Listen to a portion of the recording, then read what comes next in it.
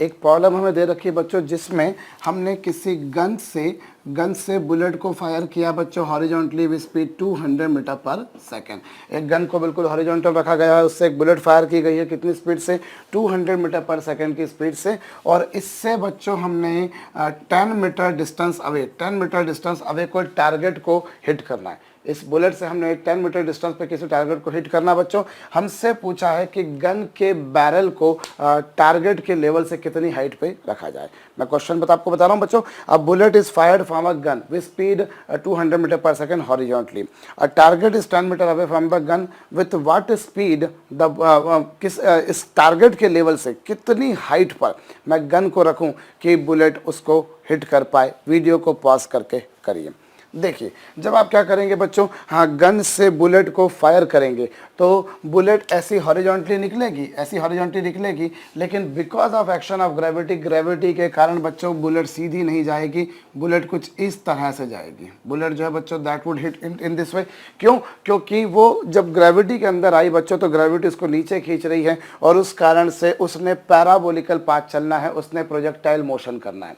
अमूमन हम ये मानकर चला करते हैं कि हम जो है साहब जब बुलेट फायर कर रहे हैं तो बुलेट सीधी की सीधी जाती है। एक्चुअली ऐसा कुछ हद तक माना जा सकता है, क्योंकि बुलेट बड़ी छोटी होती है, उसका मास बड़ा कम होता और ग्रेविटी उस पर कोई खास इफेक्ट नहीं बता पाती। पर ऐसा नहीं कि बिल्कुल भी इफेक्ट नहीं होगा, थोड़ा सा इफेक्ट होगा बच्चों। और उस कारण आपको क्या करना होता है, उस कारण आपको हमेशा जो भी आपका टारगेट है उस टारगेट से इसको थोड़ा सा ऊपर रखना पड़ता है क्योंकि उस दौरान बुलेट जो है बच्चों वो नीचे आएगी। और आपसे पूछा है कि कितना ऊपर रखें बच्चों। So this is an example which you can say is horizontal projectile motion. Horizontal projectile motion का उसको उदाहरण माना जा सकता है बच्चों। और उस केस में हम लोग जानते हैं बच्चों R equals to u under the root of 2h upon g formula लगाया जा सकता है। चलिए साहब, अब हमने यहाँ पर रेंज कितनी है, जो हॉरिजॉन्टल डिस्टेंस है बच्चों that is 200 metre, sorry horizontal distance जो है बच्चों वो है 10 मीटर।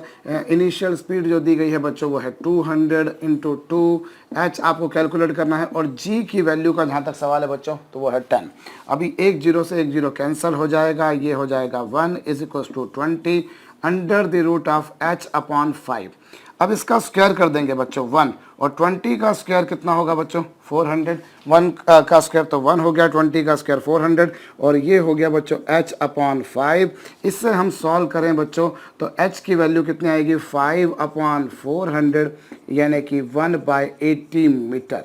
1/80 मीटर। और इसे सेंटीमीटर में कैलकुलेट कन्वर्ट करेंगे बच्चों तो आप 100 का मल्टीप्लाई कर दीजिए।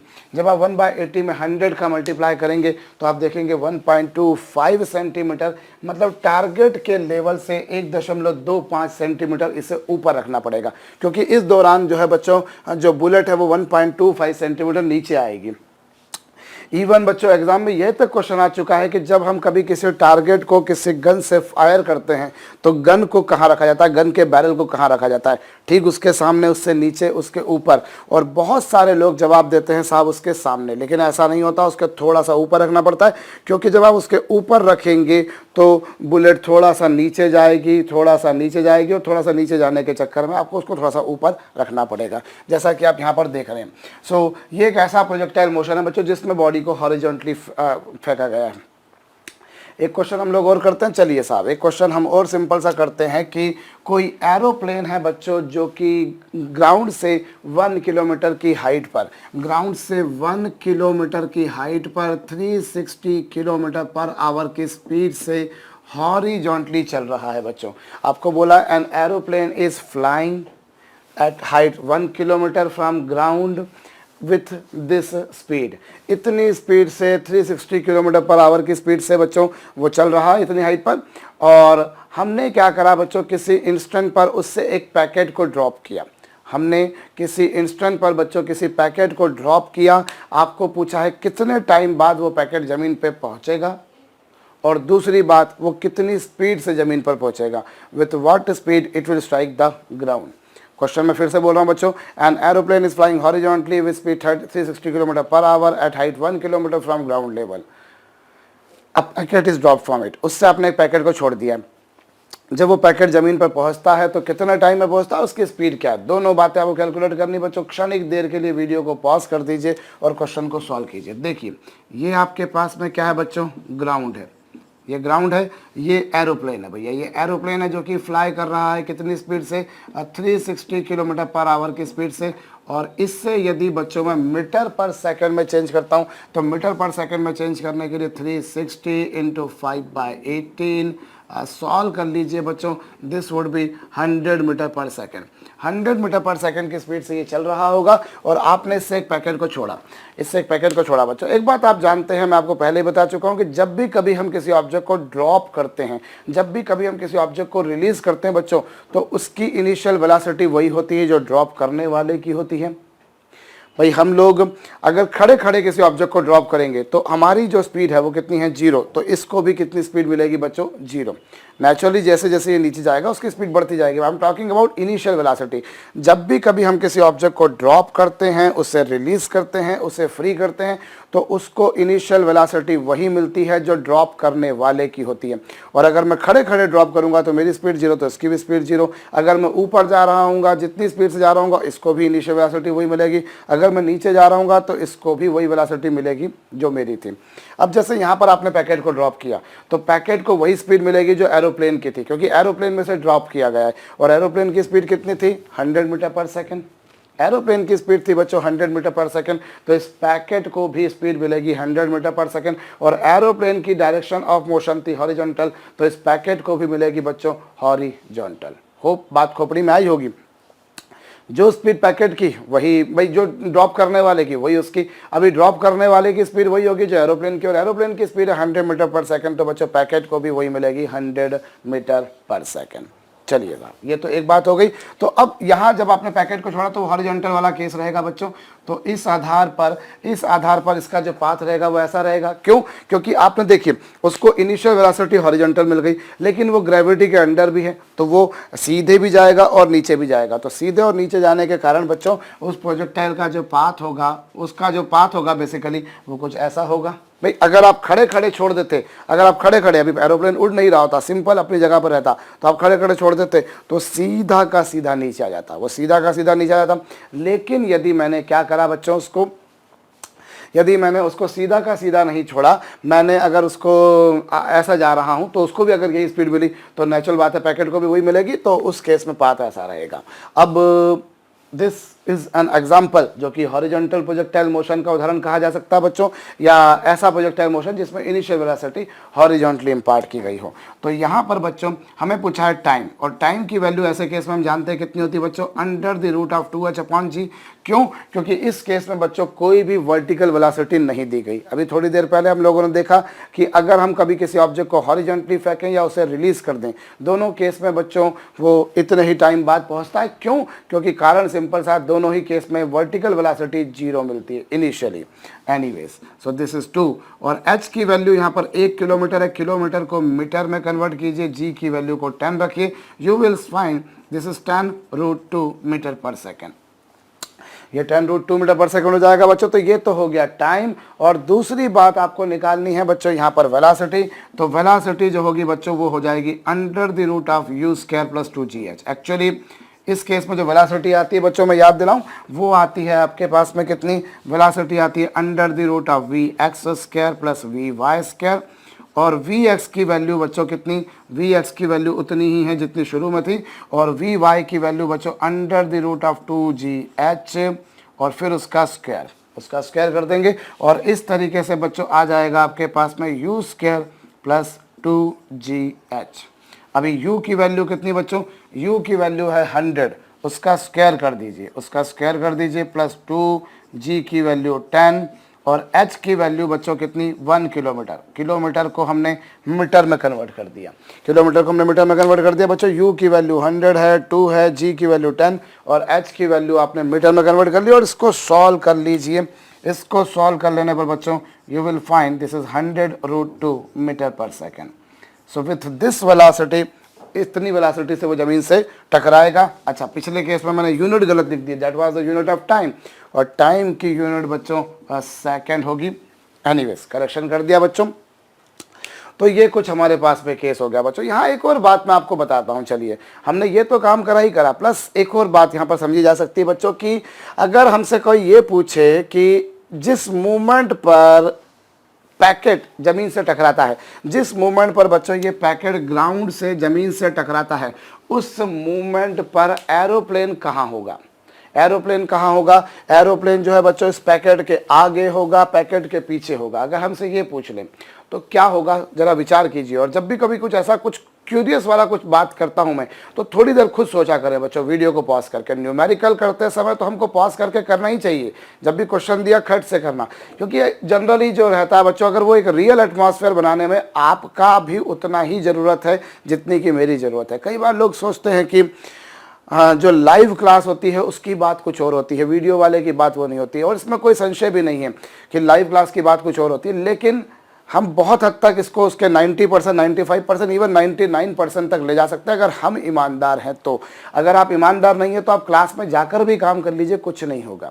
कई बार होता है कि हम बोलते हैं कि हाँ डाउट्स पूछ लेंगे टीचर से, पर ऐसा मैंने देखा बहुत यदा कदा ही ऐसा होता है कि स्टूडेंट्स टीचर से डाउट पूछते हैं, या टीचर्स वाकई में उनके डाउट्स को इंटरटेन भी करते हैं। टीचर को पढ़ाने के बाद में अपनी जल्दबाजी रहती है कई बार, ये एक बहुत कॉमन एक्सपीरियंस है। और जो लोग इस बात से वाकिफ़ रहते होंगे वो बिल्कुल सोच रहे होंगे कि मैंने बात बहुत काम की करी है। बच्चों देखो, अगर आप थोड़ा सा रियल एटमॉस्फेयर बना लेते हो तो आपका काम हो जाएगा। जहां मैंने कोई क्यूरियस क्वेश्चन दिया क्या होगा, तो वहां क्वेश्चन मार्क सोच, आप खुद ही सोचें तो बेहतर होगा। क्या होगा, थोड़ी देर वीडियो को पॉज करके सोचें, आगे बढ़ाएं, चले। तो अगर ये चीज़ें करेंगे तो आप देखिए फिर क्या आनंद आएगा और क्या फंडामेंटल्स आपके, क्या कॉन्सेप्ट्स बनेंगे। हम लोग बच्चों यहाँ पर आगे बढ़ते हैं। देखिए हमने यहाँ से पैकेट को रिलीज़ किया, अभी पैकेट ऐसे जाके ज़मीन से टकरा रहा है, पैकेट ऐसे जाके ज़मीन से टकरा रहा है। अभी इस मूवमेंट पर बच्चों पैकेट कहाँ होगा, जो एरोप्लेन है वो कहाँ होगा? इससे पीछे होगा, इसके आगे होगा, इस पर होगा। उसके लिए अगर हम बात करें बच्चों तो देखिए आपने जो वेलोसिटी दी वो जो एरोप्लेन की जो वेलोसिटी है वो 100 है, और वो कांस्टेंट वेलोसिटी से फ्लाई कर रहा है। It is flying with the constant velocity 100 metre per second. उसकी वेलोसिटी में चेंज नहीं आ रहा कि कभी वेलोसिटी बढ़ रही है, कभी वेलोसिटी कम हो रही है, बिल्कुल नहीं। It is flying with the constant horizontal velocity. It is flying with constant horizontal velocity और secondly 100 मीटर पर सेकंड से। और ये जो पैकेट है इसकी स्पीड धीरे धीरे बढ़ रही है, धीरे धीरे जैसे जैसे वो ज़मीन पर जा रहा है बच्चों वैसे वैसे उसकी स्पीड बढ़ रही है। लेकिन बच्चों यहाँ पर एक काम की बात है कि जितनी एरोप्लेन की हॉरिजॉन्टल वेलोसिटी है, पैकेट की भी हॉरिजॉन्टल वेलोसिटी उतनी ही है। ऐसा तो नहीं है कि पैकेट की अलग है और एरोप्लेन की अलग है। भाई एरोप्लेन कितनी स्पीड से गया? 100 से, और पैकेट को भी हॉरिजॉन्टल कितनी मिली बच्चों? 100।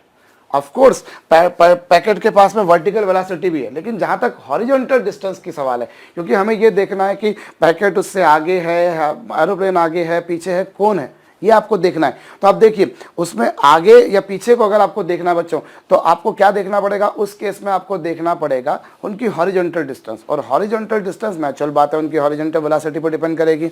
और इस पैकेट को भी एरोप्लेन को भी हॉरिजॉन्टली कितनी स्पीड मिली है? इतनी, और पैकेट को भी कितनी मिली है? इतनी। ना तो प्लेन की स्पीड में कोई चेंज आ रहा है ना पैकेट में आ रहा है। तो अल्टीमेटली बच्चों जिस मूवमेंट, जितना पैकेट चलेगा उतना ही एरोप्लेन भी चलेगा। तो जिस मूवमेंट पर पैकेट जमीन से टकराएगा बच्चों उस मूवमेंट पर एरोप्लेन इसके जस्ट अबोव होगा। कई लोग सोचेंगे कि साहब एरोप्लेन उसके आगे निकल जाएगा, कई लोग सोचेंगे नहीं एरोप्लेन पीछे रह जाएगा, पर बच्चों ना तो आगे ना पीछे, बिल्कुल ऊपर। अगर आपने ये सोचा था तो बिल्कुल सही सोचा था। मैं एक बार फिर बोल रहा हूँ भाई, aeroplane is flying horizontally with constant speed 100 metre per second, packet is also moving with horizontal speed 100 metre per second. दोनों केस में दोनों को हॉरिजॉन्टल वेलोसिटी बच्चों 100 ही मिली है, दोनों को हॉरिजॉन्टल वेलोसिटी 100 ही मिली है, और वो दोनों की ही कांस्टेंट है, क्योंकि ना तो एक्स एक्सिस की डायरेक्शन में एरोप्लेन को कोई एक्सेलरेशन मिला है, ना ही पैकेट को मिला है, ना तो पैकेट को मिला है ना हवाई जहाज को मिला है। तो दोनों हॉरिजॉन्टली बिल्कुल बराबर स्पीड से चलेंगे बच्चों, और जब दोनों बिल्कुल बराबर स्पीड से चलेंगे हॉरिजॉन्टली तो उस केस में क्या होगा? जिस मोमेंट पर पैकेट जमीन से टकराएगा एरोप्लेन उसके ठीक ऊपर होगा। और ना केवल इतनी सी बात बच्चों की उस समय, बल्कि अगर मैं थोड़ा सा इसको डायग्रामेटिकली एक्सप्लेन करूं बच्चों, इसको यदि मैं डायग्रामेटिकली एक्सप्लेन करूं तो मैं और बात कर सकता हूं। देखिए इस मूवमेंट पर आपने हवाई जहाज से पैकेट छोड़ा, अभी ऐसी सिचुएशन थी। अभी जो पैकेट है बच्चों वो कुछ ऐसा ग्राफ बना रहा है, वो कुछ ऐसा ग्राफ बना रहा है, ये लीजिए। अभी किसी मोमेंट पर बच्चों जो पैकेट है वो यहाँ आया, अब जिस मोमेंट पर पैकेट यहाँ आएगा बच्चों एरोप्लेन यहाँ होगा, जिस मोमेंट पर पैकेट यहाँ आएगा बच्चों एरोप्लेन यहाँ होगा, और जिस मोमेंट पर ये पैकेट यहाँ आएगा बच्चों एरोप्लेन यहाँ होगा। At every instant you will find कि जो एरोप्लेन है बच्चों वो जस्ट उसके ऊपर होगा। पैकेट अगर इस पोजीशन पर आया तो एरोप्लेन यहाँ पर, पैकेट अगर यहाँ आया तो एरोप्लेन यहाँ पर, पैकेट अगर यहाँ आया तो, क्योंकि दोनों को जो हॉरिजॉन्टल स्पीड मिली बच्चों वो बिल्कुल सेम मिली, दोनों का हॉरिजॉन्टल एक्सेलरेशन 0 है। both of them are moving horizontally with the constant velocity और constant speed। ऑफ कोर्स इसकी वर्टिकल वेलोसिटी में चेंज आ रहा है, पर आगे या पीछे वाली जो बात है बच्चों वो वर्टिकल वेलोसिटी पर डिपेंड करेगी, वो हॉरिजॉन्टल वेलोसिटी पर डिपेंड करेगी, ना कि वर्टिकल पर। इसलिए दोनों एट एवरी मोमेंट पैकेट के ऊपर ही रहेगा। ये एक बात है बच्चों, और ना केवल ये एक बात है, मैं आपको एक और लगे हाथों इससे रिलेटेड एक काम की बात बताता हूं बच्चों। अगर सपोज कीजिए कि हम अगर किसी एक प्रोजेक्टाइल को स्टडी कर रहे हैं, हम देखिए हम जहां से स्टडी करते हैं, जहां से हम मेजरमेंट लेते हैं उसे हम बोला करते हैं फ्रेम ऑफ रेफरेंस, FOR, ये तो आप जानते हो। अब अगर सपोज कीजिए कि किसी मूवमेंट पर आप एक प्रोजेक्टाइल को स्टडी कर रहे हो, एक प्रोजेक्टाइल है बच्चों जिससे आप स्टडी कर रहे हो कि वो ऐसे जा रहा है, ऐसे जा रहा है, ऐसे जा रहा है, और उसी समय पर आप जिस फ्रेम में बैठ के स्टडी कर रहे हो वो भी एक प्रोजेक्टाइल मोशन में ही है, वो भी एक प्रोजेक्टाइल मोशन में है बच्चों, कुछ इस तरह से। ये लीजिए आप, ये वो मैन है या वो फ्रेम ऑफ रेफरेंस है जो मूव कर रही है बच्चों, ये फ्रेम ऑफ रेफरेंस है और ये कोई प्रोजेक्टाइल, आपको इसको स्टडी करना है। खोपड़ी लगाइएगा, मैं जो बहुत काम की बात बता रहा हूँ बच्चों। सपोज कीजिए कि मैंने यहाँ से किसी बॉल को फेंका और साथ साथ मैं भी उसको, मैं जो स्टडी करने वाला हूँ वो भी किसी ऐसे बॉक्स में बैठा हुआ है जिसको भी ऐसे ही फेंका गया हो, दोनों को फेंका गया है। अमूमन हम खड़े खड़े किसी भी बॉडी को स्टडी करते हैं, पर यहाँ कुछ ऐसा हुआ कि आपने इसको फेंका और ये जो फेंकने वाला था जो या फिर फ्रेम ऑफ रेफरेंस थी वो भी प्रोजेक्टाइल मोशन कर रही है। तो उस केस में क्या होगा बच्चों, जरा दोनों के हम को जरा स्टडी करते हैं कि कैसा क्या बनता है, जरा समझ जाए। देखिए सपोज कीजिए ये मान लीजिए 1 नंबर पे मैं बोलता हूँ, 1 नंबर पे मैं बोलता हूँ जो फ्रेम ऑफ रेफरेंस है, फ्रेम ऑफ रेफरेंस के लिए मैं बोलता हूँ 1। अब इसके लिए x1 क्या होगा बच्चों, u1 cos θ1 t, u1 cos θ1 t होगा क्योंकि x एक्सिस के अलॉन्ग का डिस्प्लेसमेंट, और इसका y एक्सिस के अलॉन्ग का क्या डिस्प्लेसमेंट होगा बच्चों, इसका y एक्सिस के अलॉन्ग का डिस्प्लेसमेंट होगा कितना, u1 sin θ1 t minus 1/2 g into t square. ये तो हो गया 1 के लिए फ्रेम ऑफ रेफरेंस। और उसके बाद में जो प्रोजेक्टाइल जिसको आप स्टडी कर रहे हो, जो प्रोजेक्टाइल है बच्चों, यदि आप उसको स्टडी कर रहे हो तो x2 क्या होगा, x2 होगा बच्चों कितना, सपोज करो, मुझे नहीं मालूम ना कि मुझे ये तो कहा नहीं कि दोनों को सेम वेलोसिटी दी है, या मुझे ये भी नहीं कहा है कि दोनों को सेम एंगल पे फेंका है, तो मैंने मान लिया कि जो फ्रेम ऑफ रेफरेंस है वो u1 वेलोसिटी से फेंकी गई एंगल θ1 पर, और जो प्रोजेक्टाइल था जिसको आप स्टडी कर रहे हैं वो u2 वेलोसिटी से फेंकी गई एंगल θ पर। तो ये लीजिए, और uy वो कितना बच्चों, u2 sin θ2 t minus 1/2 g into t square. ये आ गया बच्चों। अब यहाँ पर क्या होगा, यदि आप x2 माइनस x1 निकालते हैं, यदि आप x2 माइनस x1 निकालते हैं, we want to see the path of projectile with respect to frame of reference. मैं प्रोजेक्ट, भाई आपको ये पता है कि अगर मैं ग्राउंड से खड़े होकर देखता हूँ तो ये जो मुझे पाथ है बच्चों वो पैराबोलिकल नजर आता है। अगर मैं ग्राउंड से खड़े होकर कोई बंदा बॉल को फेंक रहा है और मैं उसको स्टडी कर रहा हूं तो पाथ कैसे नजर आता है, पैराबोलिकल। ये हम पहले भी बात कर चुके हैं, क्योंकि इक्वेशन पैराबोलिकल होती है, पैराबोला के जैसी होती है। लेकिन अगर मान लीजिए जिस फ्रेम में से मैं देख रहा हूं वो फ्रेम भी एक प्रोजेक्टाइल मोशन ही कर रही हो, तो फिर क्या होगा, तो बच्चों इसके लिए x2 माइनस x1 करते हैं और इन दोनों में से t कॉमन निकालते हैं। इन दोनों में से अगर मैंने t कॉमन निकाला बच्चों तो u2 cos θ2 minus u1 cos θ1 into टी, ये कुछ आ जाएगा बच्चों, this is x2 minus x1। और इसी तरीके से बच्चों यदि मैंने y2 माइनस y1 करा, यदि मैंने y2 माइनस y1 करा अर्थात इसमें से इसको माइनस करा, इसमें से मैंने अगर इसको माइनस कर दिया बच्चों, इस वाली इक्वेशन में से इसको माइनस कर दिया तो ये माइनस का प्लस हो जाएगा और ये प्लस का माइनस हो जाएगा।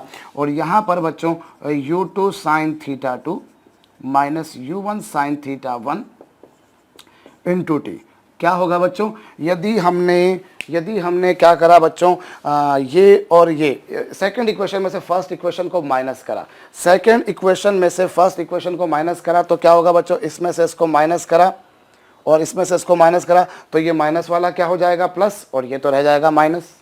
तो ये प्लस और माइनस दोनों कैंसिल होगा क्योंकि ये जितना उतना ही है। इस तरह से अब बच्चों यदि मैं इसमें y2 माइनस y1 और अपॉन x2 माइनस x1 कर दूं, यदि मैं ये देखिए मैं y2 minus y1 upon x2 minus x1 करूं, जब मैं इसको माइनस करूंगा बच्चों तो क्या होगा, चलिए मैं लिख ही देता हूं। अब u2 sine theta 2 minus u1 sine theta 1 into में क्या है बच्चों t, और अपॉन में कितना u2 cos theta 2 minus u1 cos theta 1 और अपॉन में कितना बच्चों t। कुछ ऐसे सिचुएशन बनेगी। अभी t से t क्या हो गया बच्चों, अभी t से t कैंसिल हो गया। अब यहाँ पर देखिए ये u है थीटा है, u है थीटा है, ये सब कांस्टेंट है, सब कांस्टेंट है। भाई आप बोलो कि सर बॉडी जैसे जैसे चलेगी वैसे वैसे उसकी वेलोसिटी चेंज होगी, बिल्कुल चेंज होगी, लेकिन यहाँ u तो बच्चों इनिशियल वेलोसिटी है, वो तो जो आपने दे दी वो दे दी ना, वो तो कांस्टेंट है ना। सो ये कांस्टेंट, वैसे ये भी कांस्टेंट, ये कांस्टेंट, ये कांस्टेंट, ये सब कुछ कांस्टेंट है बच्चों। So this entire ratio comes out to be a constant quantity. ये जो रेशियो है बच्चों that would be a constant quantity, and let me suppose this constant quantity is equal to m। मैंने मान लिया बच्चों की जो कांस्टेंट क्वांटिटी है ये है m, सपोज कर लिया, तो उस आधार पर मैं क्या बोल सकता हूं बच्चों, y2 minus y1 is equal to m into x2 minus x1, कुछ ऐसा आ जाएगा। y2 माइनस y1, भाई मैंने वो कांस्टेंट क्वांटिटी को m मान लिया। सो ये जो आपके पास में है बच्चों, ये जो है this is the equation of a straight line, this is equation of a straight line. ये आपके समक्ष बच्चों एक सरल रेखा की समीकरण है। ये जो इक्वेशन आपने लिखी है बच्चों, this is the equation of a straight line, ये एक सरल रेखा की समीकरण है। अर्थात इसका तात्पर्य ये हो गया बच्चों कि ये जो प्रोजेक्टाइल मोशन है, अगर एक प्रोजेक्टाइल को आप दूसरे प्रोजेक्टाइल के रिस्पेक्ट में स्टडी करेंगे देन यू विल फाइंड उसका जो पाथ है बच्चों वो लीनियर है। If you study one projectile from another projectile, अगर एक प्रोजेक्टाइल को किसी दूसरे प्रोजेक्टाइल से स्टडी किया जाएगा बच्चों तो उसका पथ लीनियर आएगा, स्ट्रेट लाइन आएगा, एक सीधी रेखा आएगा। एक बहुत इंपॉर्टेंट बात है। दोनों, अगर मैं जमीन पर खड़े होकर देखूंगा तो अनडाउटेडली मुझे वो पैराबोलिकल नजर आएगा, लेकिन अगर मैं भी एक प्रोजेक्टाइल मोशन में हूँ, मेरी फ्रेम भी एक प्रोजेक्टाइल मोशन में, और मैं किसी प्रोजेक्टाइल को स्टडी कर रहा हूँ, तो बच्चों दोनों उस केस में जो पाथ दिखेगा वो आपको लीनियर दिखेगा, एक सरल रेखा दिखेगा। एनीवेज हम लोग थोड़ा सा आगे बढ़ते हैं बच्चों, तो ये भी हम लोगों ने जो काम करा, अभी हॉरिजॉन्टल प्रोजेक्टाइल मोशन के ऊपर ही हम लोगों ने काम किया था। एक और काम करते चलिए हॉरिजॉन्टल प्रोजेक्टाइल मोशन पर। अभी सपोज कीजिए बच्चों कि आपको दे रखा है कि कोई एक इंक्लाइन प्लेन है, एक इंक्लाइन प्लेन दे रखा है बच्चों जिसका हॉरिजॉन्टल के साथ में इंक्लिनेशन थीटा है। गौर कीजिएगा, हमें दे रखा है बच्चों एक इंक्लाइन प्लेन है जिसका हॉरिजॉन्टल के साथ में इंक्लिनेशन कितना बच्चों, थीटा। आपने किसी ऑब्जेक्ट को बच्चों यहाँ इसके टॉप से u वेलोसिटी से हॉरिजॉन्टली फेंका। आपने किसी ऑब्जेक्ट को इसके टॉप से हॉरिजॉन्टली u वेलोसिटी से प्रोजेक्ट किया, फेंका है। आपको बताना है बच्चों जब ये ऑब्जेक्ट वापस से इस इंक्लाइन प्लेन से टकराएगा, दिस इज द प्लेन, ये इंक्लाइन प्लेन से टकराएगा तो ये कितनी डिस्टेंस पर जाकर टकराएगा। क्वेश्चन समझ जाइएगा बच्चों, फिर से बोल रहा हूँ।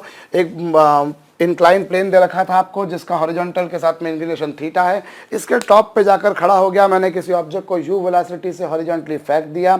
मुझसे ये पूछा है साहब कि बताइए वो जब इस प्लेन से वापस टकराएगा तो कितनी डिस्टेंस पर जाकर टकराएगा। वीडियो को थोड़ी देर पॉज करके क्वेश्चन को खुद से स्वयं से हल कीजिए बच्चों। प्रश्न साधारण सा है, बड़ा सिंपल सा है, पर करना तो पड़ेगा भैया। देखिए अभी यहाँ पर क्या होगा भैया, ये एक्चुअली जब हम देखें तो इसको हॉरिजॉन्टली हमने फेंका, तो इस केस में इसका जो पाथ होगा बच्चों वो कुछ ऐसा होगा, ऐसा पाथ होगा बच्चों। मैं डायग्राम को फिर से बना रहा हूँ। देखिए ये रहा प्लेन बच्चों, और यहाँ से आपने हॉरिजॉन्टली फेंका। जब आपने इसको हॉरिजॉन्टली फेंका तो इसका जो पाथ होगा बच्चों वो कुछ ऐसा होगा, ऐसा पाथ होगा बच्चों। It will fall under the force of gravity, gravity के फोर्स के अंडर वो मूव करेगा बच्चों, और जब वो ग्रेविटी के फोर्स के अंडर मूव करेगा तो उसका जो पथ आएगा बच्चों वो कुछ ऐसा आएगा, ये लीजिए। और आपको ये डिस्टेंस कैलकुलेट करनी है कि कितनी डिस्टेंस पर जाकर वो टकराए। You need to calculate this distance. अभी देखिए इस केस में क्या होगा बच्चों, इस केस में एक्स एक्सिस की डायरेक्शन में इनिशियल वेलोसिटी उसे कितनी मिली, u मिली। एक्स एक्सिस की डायरेक्शन में बच्चों उसे इनिशियल वेलोसिटी u मिल गई, और y एक्सिस की डायरेक्शन में वेलोसिटी कितनी मिली, 0, because total velocity has been imparted along x axis. पूरा का पूरा जो वेग आपने उसको प्रक्षेपित किया बच्चों वो एक्स एक्सिस की डायरेक्शन में किया, तो u x 0 sorry you x you और यू वाई 0। और ए एक्स का जहाँ तक सवाल है बच्चों तो ए एक्स होगा 0 और ए वाई जो होगा बच्चों that would be equal to g. A y जो होगा वो होगा जी। मैं काम करता हूँ डाउनवर्ड डायरेक्शन को पॉजिटिव मान लेता हूँ। It is up to me whether I want to take upward direction positive और डाउनवर्ड डायरेक्शन पॉजिटिव। ये कर लिया बच्चों। तो अब एक्स एक्सिस के अलॉन्ग वो कितना चल लेगा, जब बच्चों वो यहाँ से यहाँ पहुँचेगा then how much distance it has travelled along x axis, that is u x t plus 1/2 a x t square, a x into t square, कुछ ऐसा होगा बच्चों। तो यहाँ पर हम एक्स एक्सिस के अलॉन्ग डिस्प्लेसमेंट निकालें, एक्स एक्सिस के अलॉन्ग डिस्प्लेसमेंट निकालें बच्चों, तो वो कितना होगा यू एक्स यानी यू इंटू टी, और ए एक्स की वैल्यू कितनी बच्चों, ए एक्स की वैल्यू 0, ए एक्स की वैल्यू 0, तो ये एक्स एक्सिस के अलॉन्ग आ गया। और वाई एक्सिस के अलॉन्ग अगर हम देखें, एक क्वेश्चन मतलब मुझे ऐसा लग रहा है कि मैंने वेरिएबल आपको कम दिया क्योंकि थोड़ा सा मन से क्वेश्चन मैंने कुछ बनाया था। अभी x की वैल्यू यू टी और ए एक्स की वैल्यू तो 0 आ गई साहब, और y वाले में देखें तो वो u y t plus half बच्चों ए वाई टी स्क्वायर आएगा, और यू वाई की वैल्यू कितनी है बच्चों 0 है इंटू टी है plus half a y into g into t square, so this is y। ये आपके पास में y आ गया बच्चों। और कुछ अब आपके पास में इससे क्या आएगा, इससे y की वैल्यू x की वैल्यू कितनी आ गई बच्चों, x की वैल्यू आ गई ut और y की value half G T square, ये आ गई। मुझे लग रहा था कि मैंने आपको वेरिएबल एक आधा कम दिया, पर मेरे ख्याल से इससे काम हो जाएगा। आई वाज इनटू डाउट कि कुछ दिक्कत आएगी। एनीवेज सो x की वैल्यू कितनी आ गई बच्चों, x की वैल्यू आ गई ut और y की वैल्यू आ गई हाफ जी इंटू टी स्क्वायर। अब ये तो कुछ कहानी हमारे सामने आ गई बच्चों। अब यहाँ पर एक बात समझिएगा आप, जब बॉडी यहाँ से यहाँ पहुँची बच्चों, तो उसने एक्स एक्सिस के अलॉन्ग कितना चला, it has travelled this distance along x axis. How much distance it has travelled along y axis, इतना आ गया बच्चों। तो ये जो आपके पास में आ रहा है, एक बात आप समझिए, अगर ये एंगल थीटा है तो नेचुरली ये एंगल भी थीटा होगा बच्चों, ये होगा। तो tan थीटा बराबर क्या होगा, अगर मैं जैसे इस ट्रायंगल को कंप्लीट करूं बच्चों, ये लीजिए मैं इस ट्रायंगल को अगर कंप्लीट करता हूं तो tan थीटा बराबर क्या होगा भाई, अगर ये वाला एंगल थीटा है, अगर ये एंगल थीटा है तो ये वाला एंगल भी थीटा होगा, ये वाला एंगल भी थीटा होगा। तो tan थीटा बराबर क्या होगा बच्चों, tan थीटा बराबर होगा, नेचुरल सी बात है, परपेंडिकुलर अपॉन बेस। भाई tan थीटा होगा परपेंडिकुलर अपॉन बेस। होप बात खोपड़ी में आई है आपके। तो भाई जैसे देखिए, जब शुरुआत में सपोज कीजिए पार्टिकल O पर था, फाइनली जो वो प्लेन था वो उस पर A पर जाकर टकराता है, तो उसने एक्स एक्सिस के अलॉन्ग कितना चला, how much distance it has travelled along x axis, उसने एक्स एक्सिस के अलॉन्ग चल लिया x, और y के अलॉन्ग उसने कितना चल लिया बच्चों, y के अलॉन्ग उसने चल लिया y। ये लीजिए, अब ये अगर एंगल थीटा है तो नेचुरली ये एंगल भी थीटा होगा। तो tan थीटा बराबर क्या होगा बच्चों, परपेंडिकुलर अपॉन बेस, ये लीजिए। और y की वैल्यू यहाँ पर कितनी है बच्चों, 1/2 जी इंटू टी स्क्वायर। y की वैल्यू है 1/2 जी इंटू टी स्क्वायर, और x की वैल्यू है बच्चों u इंटू टी, x की वैल्यू है u इंटू टी, y की वैल्यू इतनी थी। अभी इसको सॉल्व करेंगे बच्चों, तो अभी t से t जो है वो कैंसिल हो जाएगा, t से t कैंसिल हो जाने के बाद ये आ जाएगा बच्चों g into T upon 2u। तो ये इससे t की वैल्यू निकालिए बच्चों, तो t की वैल्यू कितनी आ गई, 2u upon g into tan theta. This is the value of t। After this time it will strike the plane once again. इतने टाइम के बाद बच्चों को प्लेन से फिर से टकरा जाएगा। हमने यहाँ पर इसको एक्स एक्सिस की डायरेक्शन में वेलोसिटी दी और हॉरिजॉन्टली दी, तो t की वैल्यू कुछ इतनी आ गई। अब आपको एक्चुअली आपसे पूछा है कि कितनी दूरी पे जाकर टकराएगा, आपको यही कैलकुलेट करना है। तो कितनी डिस्टेंस पे जाके कितनी डिस्टेंस पे टकराएगा बच्चों, तो ये x की वैल्यू कितनी, x की वैल्यू u इंटू टी, ये u है, और t की वैल्यू बच्चों 2u अपॉन g है, ये इंटू tan थीटा है। This is the displacement along x axis. And what about displacement along y axis? y axis के अबाउट डिस्प्लेसमेंट जो आ रहा है बच्चों half g into t square और t की value 2u upon g into tan theta और फिर इस पूरे का स्क्वायर होगा बच्चों।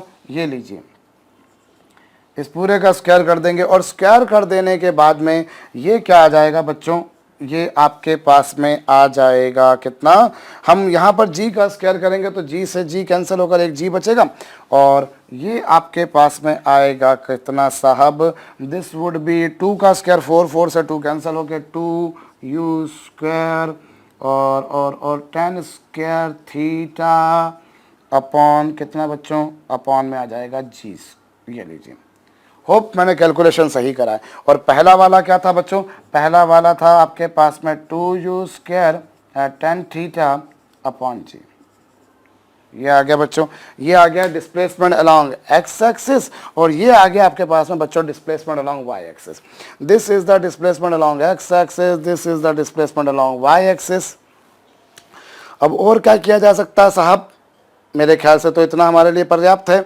अब हमको नेट डिस्प्लेसमेंट निकालना है तो पाइथागोरस थ्योरम से बच्चों जो नेट डिस्प्लेसमेंट होगा that would be under the root of x square plus y square, that would be under the root of x square plus y square. अभी आप देखिए बच्चों, ये आपके पास में y है और ये x है। अब इन दोनों का स्क्वायर करेंगे, इन दोनों का स्क्वायर करेंगे और एक काम करते हैं, थोड़ा सा हल्का सा काम ये करते हैं। देखिए 2u स्क्वायर दोनों में है, g दोनों में है और टेन थीटा भी दोनों में। तो अगर मैं इसको कॉमन निकाल देता हूँ, इतने पोर्शन को मैं कॉमन निकाल देता हूँ तो ये 2u टेन थीटा अपॉन जी तो रूट के बाहर आ जाएगा कॉमन निकल कर और बचेगा कितना बच्चों, इसका तो पूरा का पूरा एक्सप्रेशन कॉमन आ गया और यहाँ बचेगा 1 और प्लस टेन थीटा और उसका बचेगा स्क्वायर बच्चों। देखिए 2u square tan theta upon g दोनों में है, कॉमन निकाल दिया, इधर बचेगा पूरा 1 और इधर बचेगा बच्चों एक टेन थीटा चला गया तो एक टेन थीटा बचेगा और उसका स्क्वायर और 1 प्लस टेन स्क्वायर थीटा क्या होता है बच्चों, sec square theta. 1 plus tan square theta होता है सेक स्क्वायर थीटा, उसका रूट ले लेंगे बच्चों तो ये 2u ten theta upon g और 1 plus tan square theta sec square theta और सेक स्क्वायर थीटा का बच्चों रूट हो जाएगा सेक थीटा। तो this would be the displacement. ये आपके पास में क्या आ जाएगा बच्चों, ये आपके पास में डिस्प्लेसमेंट आ जाएगा, विस्थापन आ जाएगा। मैं एक बार फिर से समझा दे रहा हूँ। देखिए हमारे पास में ऐसा एक स्लोप वाला एक इंक्लाइन प्लेन था, हमारे पास में एक ऐसा स्लोप वाला इंक्लाइन प्लेन था बच्चों जिस पर से मैंने जिसके टॉप पे से मैंने किसी बॉडी को कितनी वेलोसिटी से फेंका, u वेलोसिटी से हॉरिजॉन्टली फेंका। आपसे पूछा जब ये वापस इस प्लेन से टकराता है तो कितनी डिस्टेंस पर जाकर टकराता है, at what distance it strikes the ground. तो आपने क्या करा बच्चों, देखिए पूरी वेलोसिटी एक्स एक्सिस के अलॉन्ग दी है, there is no velocity which is along y axis, तो यू एक्स के अलॉन्ग यू और यू वाई के अलॉन्ग जीरो, ए एक्स की वैल्यू जीरो और ए वाई की वैल्यू जी। अब ये तो हमारे पास हो गया। अब हम डिस्प्लेसमेंट अलॉन्ग एक्स एक्सिस निकालें बच्चों तो वो ये आ गई और वाई एक्सिस के अलॉन्ग निकालें तो ये आ गई। अब आप एक बात समझिए, जब बॉडी यहाँ से यहाँ पहुँची तो उसने x के अलॉन्ग कितना चला x और y के अलॉन्ग कितना चला y, तो tan थीटा बराबर क्या होता है बच्चों, परपेंडिकुलर अपॉन बेस, परपेंडिकुलर की वैल्यू ये, बेस की वैल्यू ये, t से t कैंसिल होकर ये आ जाएगा आपके पास में टाइम। इतने टाइम के बाद बच्चों वो टकरा जाएगा और उसके बाद में x की वैल्यू u इंटू टी से निकाली, y की वैल्यू निकाली, ये आ गया। आप एक काम भी कर सकते हैं इसमें, लगे हाथ तो हम ये भी बता देते हैं, चलिए साहब वो कितनी वेलोसिटी से टकराएगा, with what velocity it will strike ground, हम वो कर लेते हैं। अब वो कैसे निकालेंगे बच्चों, यदि मैं Vx निकालूं तो Vx कितना होगा, Vx होगा बच्चों ux प्लस axt। आप भी कर सकते हैं कि थोड़ी देर वीडियो को पॉज करके आप ये निकालें कि वो कितनी वेलोसिटी से उस प्लेन से टकराएगा। तो Vx बराबर बच्चों ux प्लस axt और ux की वैल्यू u है, ax की वैल्यू 0 है। और रही बात बच्चों Vy की, तो Vy की वैल्यू होगी uy प्लस ayt और uy की वैल्यू कितनी थी बच्चों, uy की वैल्यू 0 थी, ay की वैल्यू t थी और कितने टाइम के बाद टकराया बच्चों, तो वो आप ऑलरेडी निकाल चुके हो, वो कितना है, that is equal to 2u upon g into tan theta.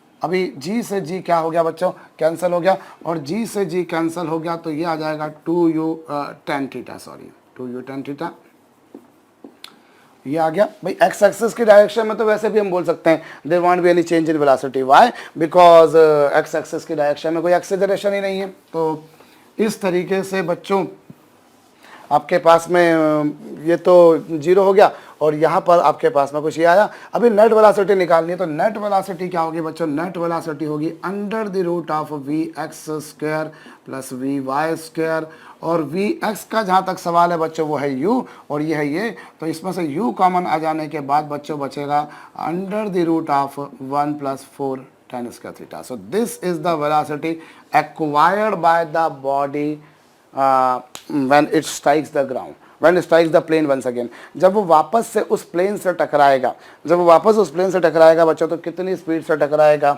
ये वो आ गया। तो ये भी हम लोगों ने एक बच्चों ऐसा क्वेश्चन देखा जो कि हॉरिजॉन्टल प्रोजेक्टाइल मोशन पर ही बेस्ड था।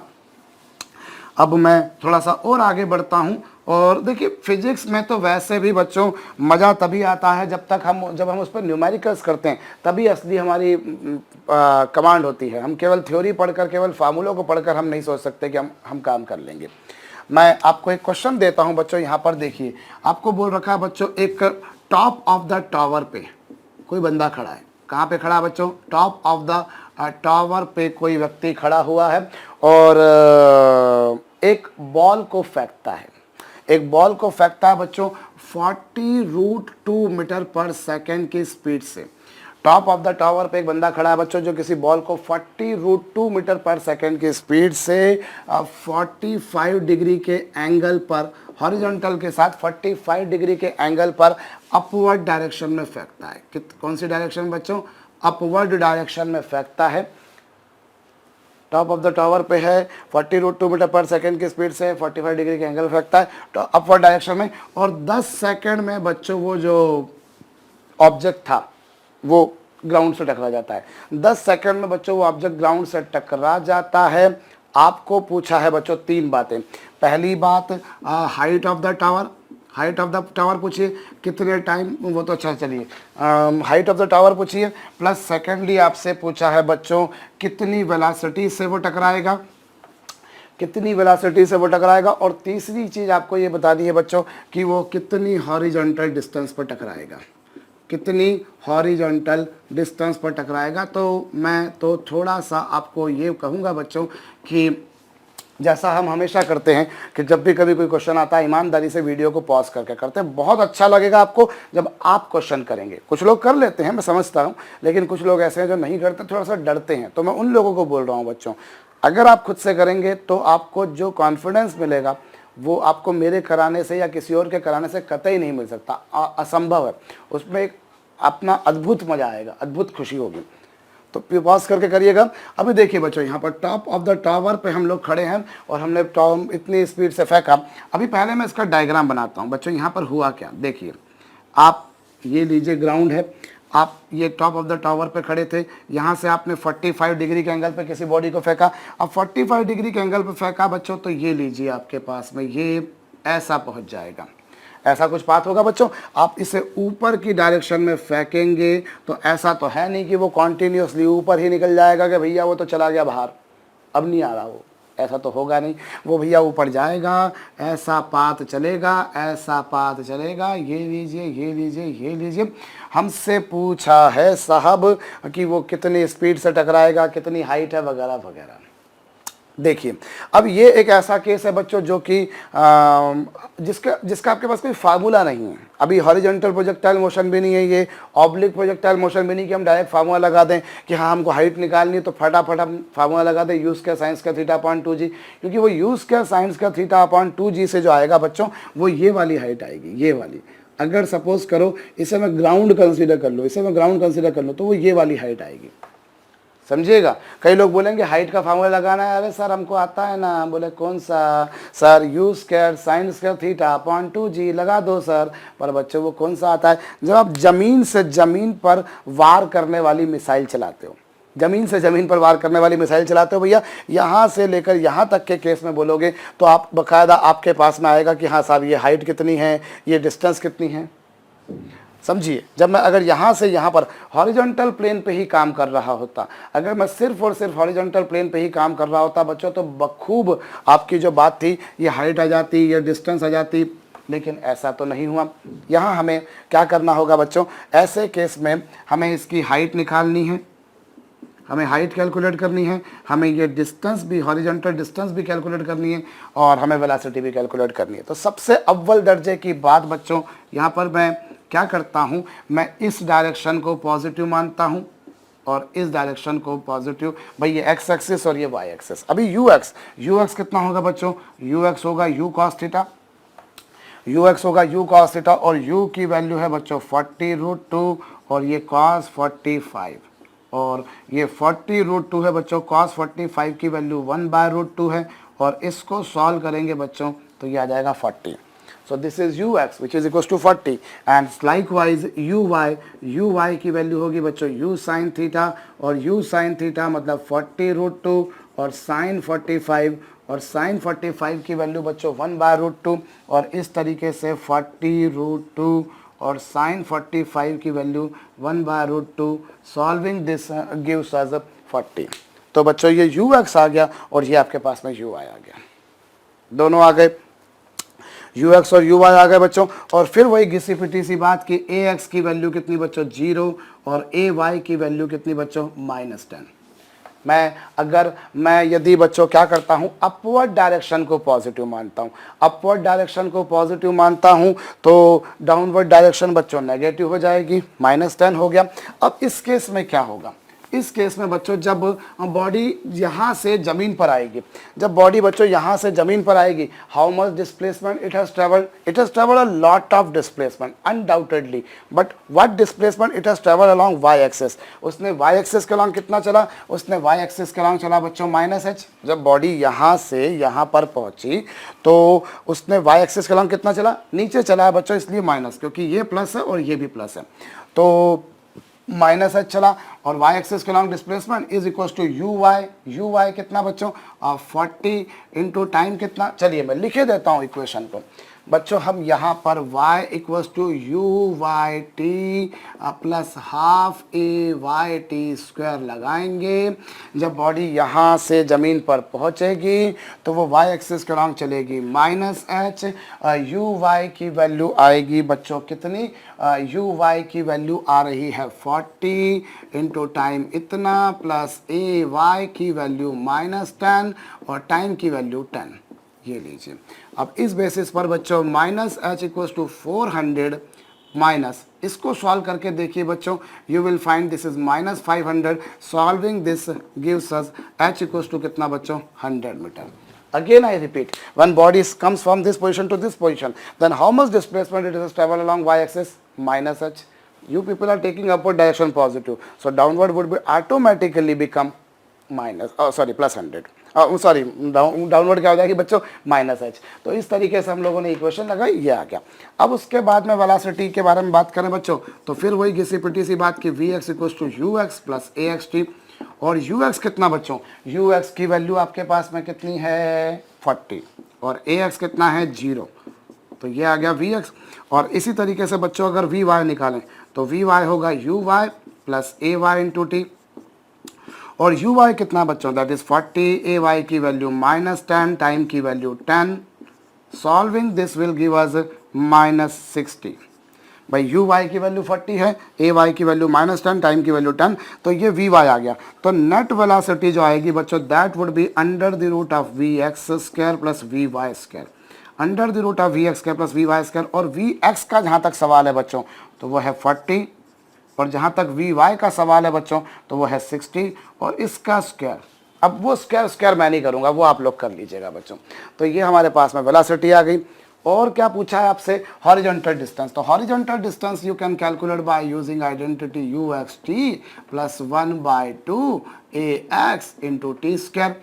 अभी यू एक्स कितना बच्चों, अभी यू एक्स जो है बच्चों वो आपके पास में कितना है 40 है और टाइम कितना है बच्चों 10 है प्लस हाफ ए एक्स कितना 0 इंटू 0, अब और टाइम की वैल्यू 10। तो ये बच्चों this is the displacement along x axis. भाई एक्स एक्सिस के अलोंग जब बॉडी यहाँ से यहाँ पहुंची, when body comes from this position to this position, then how much displacement it has travelled along x axis that is R which is equal to 400 meter. So ये बच्चों आपके पास में वो आ गया जितनी डिस्टेंस पर जाकर वो टकराई। फिर से मैं एक बार रिपीट किए दे रहा हूं बच्चों क्या हुआ। देखिए अब पहली बात तो ये एक ऐसी प्रॉब्लम है जो कि स्टैंडर्ड अभी तक की जिस तरह की प्रॉब्लम हुआ करती थी उस तरह की नहीं है। इसमें हम लोगों को कोई फार्मूला काम नहीं आ पाएगा जो हमने अभी तक डायरेक्ट जो डिराइव करे हुए हैं। पर सिंपल सी बात है बच्चों, when an object is moving in a plane then it is very much convenient for us to resolve its motion along two mutual perpendicular direction. आपने ux निकाला बच्चों, वो ये आ गया। आपने uy निकाला बच्चों, वो ये आ गया। ax की वैल्यू निकाली, ay की वैल्यू निकाली। फिर आपको पूछा है बच्चों ये 10 सेकेंड में यहाँ से यहाँ पहुंचा, तो उसने y एक्सिस के अलॉन्ग कितना चला? It has travelled along y axis कितना? -h is equal to uy into t plus half ay into t square. ये 400 है, ये -500 है। इसको सॉल्व कर लीजिए बच्चों, h की वैल्यू आएगी 100 और vx की वैल्यू बच्चों ux प्लस ax टी, ये तो आ गया h आपके पास में।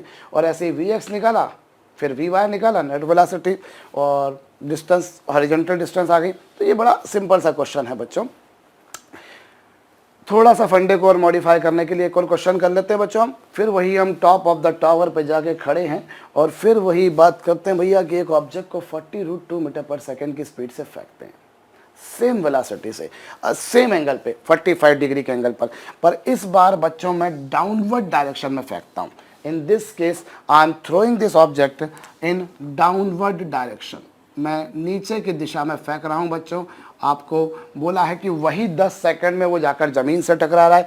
It is striking ground again in 10 second. वही तीनों बातें कैलकुलेट करनी है। थोड़ी देर के लिए वीडियो को विराम देकर बच्चों खुद से क्वेश्चन को ट्राई करें। वीडियो को पॉज करके बच्चों खुद से क्वेश्चन को ट्राई करें, फंडामेंटल आपका तभी बन पाएगा। देखिए मैं अगर इसका डायग्राम बनाऊं बच्चों तो सबसे पहली बात तो ये टॉप ऑफ द टावर, ये हॉरिजॉन्टल डायरेक्शन। अभी इस बार क्या करा बच्चों, आपने उसको हॉरिजॉन्टली फेंका है इतने एंगल पर, लेकिन कैसे फेंका आपने बच्चों उसको? नीचे की डायरेक्शन में, ऐसा। You have given the initial velocity in downward direction at angle 45 degree. ऐसी कुछ सिचुएशन आएगी नीचे की तरफ। पिछली बार मैं खड़ा हो गया टॉप ऑफ द टावर पे और ऊपर की तरफ फेंक रहा था, इस बार मैं उसको नीचे की तरफ 45 डिग्री के एंगल पर फेंक रहा हूं। तो बच्चों फिर अब इस बार क्या करते हैं, हम ये डायरेक्शन को पॉजिटिव मान लेते हैं और इधर नीचे वाले डायरेक्शन को पॉजिटिव मान लेते हैं। नीचे वाले डायरेक्शन को पॉजिटिव मान लिया बच्चों। जहां तक ux का सवाल है तो वो तो ऐसा का ऐसा, और जहां तक ये ux और uy का बात है बच्चों तो वो तो वैसे के वैसे ही रहेंगे जैसा थोड़ी देर पहले आए थे। जैसा थोड़ी देर पहले आए थे ना वैसे के वैसे ही आ गए। ये आ गया ux और ये uy। और रही बात ay की, तो बच्चों इस बार ay क्या होगा? +10, क्योंकि डाउनवर्ड डायरेक्शन को पॉजिटिव लिया है। चूंकि आपने भाई x एक्सिस की डायरेक्शन का एक्सीलरेशन इतना, ay का एक्सीलरेशन इतना, डाउनवर्ड डायरेक्शन पॉजिटिव है, ग्रेविटी का भी एक्सीलरेशन डाउनवर्ड है। अब जब बॉडी बच्चों यहां से यहां पहुंचेगी then how much displacement it will travel along y axis? It will travel along y axis बच्चों +h। क्यों? क्योंकि इस केस में आपने डाउनवर्ड डायरेक्शन को पॉजिटिव माना। भाई हम लोग जिस डायरेक्शन में फेंका है अगर उस डायरेक्शन को पॉजिटिव मान ले तो अमूमन आंसर भी प्लस वाले आते हैं, वो ज़्यादा हमको ज़रा लुभाते हैं, हमारी आंखों को अच्छे लगते हैं। तो साहब ये जब ये y एक्सिस के अलॉन्ग इसने इतना चला और ये प्लस हो जाएगा, ये प्लस हो जाएगा, तो कुल मिलाकर ये जो हाइट आएगी बच्चों वो 900 मीटर आ जाएगी। वो 900 मीटर आ गई। और रही बात वेलोसिटी की बच्चों तो vx equals to ux plus axt, ये आ गया और ये प्लस हो जाएगा। और प्लस हो जाने से बच्चों दिस वुड बिकम 140, ये 140 हो जाएगा। इसका आप यहाँ रख देंगे तो ये आपके पास में आ जाएगा √40² प्लस 140²।